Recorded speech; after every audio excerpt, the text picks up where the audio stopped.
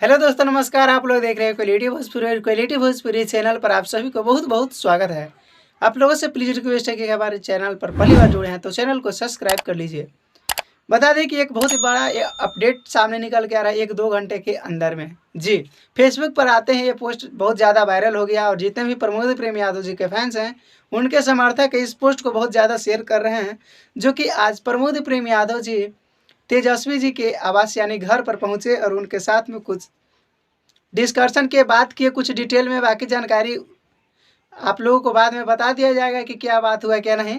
अभी उतना जानकारी मेरे पास नहीं है कि क्या बात हुआ है, लेकिन ये जैसे ही पोस्ट आया प्रमोद प्रेम यादव जी के जितने भी फैंस हैं हर जगह पर ये पोस्ट को शेयर करने लगे। तो यही एक अपडेट था, सोचे कि जितने भी प्रमोद प्रेम यादव जी के फैंस हैं बता दें कि कुछ अलग और कुछ नया तैयारी होने वाला है। बाकी कुछ दिन आप लोग इंतजार कीजिए, आप सभी को पता चल जाएगा।